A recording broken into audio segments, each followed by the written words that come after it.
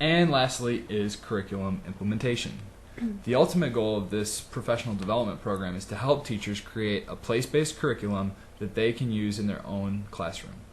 However, there are a number of barriers that teachers face in implementing their curricula. These issues fall under the category curriculum implementation. One graduate of the FFEC program in Vermont said this during our interviews: "We have some funding sources that help back up teachers who are doing things in their classroom, and that has been critical. That's been the linchpin in some of FFEC's success stories." Recommendations stemming from quotes such as the above include offering mini grants to participating teachers so that they can afford basic costs to support their place-based curriculum and leverage the funding for larger grants.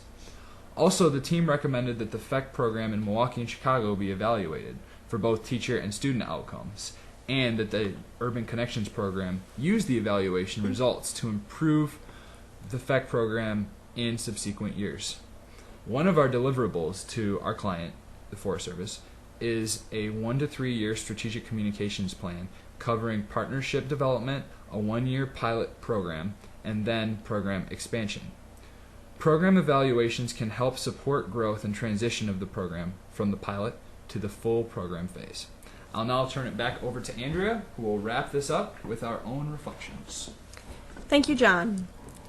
The final set of recommendations we have for FFEC implementation we are calling researcher reflections. These are recommendations not necessarily supported by information gathered in interviews and focus groups, but instead which emerged as a result of the team's continued involvement in the project, suggestions drawn from our own thoughts, conversations, and experiences.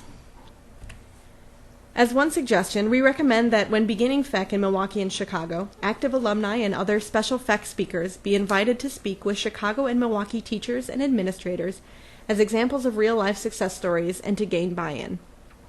This recommendation stems from speaking with a number of FFEC representatives who wholeheartedly believe in and are extremely passionate about this program, and who could be instrumental in recruiting interest for FFEC.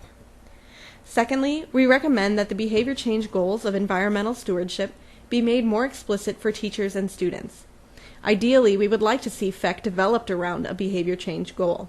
However, we understand that for a federal agency, it may not be possible, as this is not a part of their designated mission. But if the Urban Connections program is interested in such a goal, it may be possible to frame it as generating stewardship behavior. In this way, the ultimate goal of the program would be to encourage teachers and students to adopt stewardship behaviors in addition to changing their knowledge and awareness. This brings us to the end of our recommendations section, and next we'll look at where this project is going from here.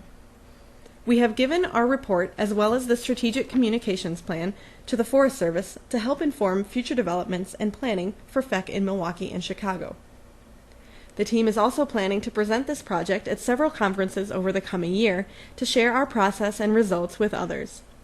These include the North American Association for Environmental Education, the National Association for Interpretation, and the Society of American Foresters. That brings us to the end of our formal presentation, but there are a number of acknowledgments we'd like to make. These are the individuals and organizations whom we'd like to thank for making this project possible. If you'd like to see our report with a full list of recommendations, or to get more information about this project, please write down and visit the following website: sites.google.com/site/UM Urban Connections Project. Thank you for listening to this presentation.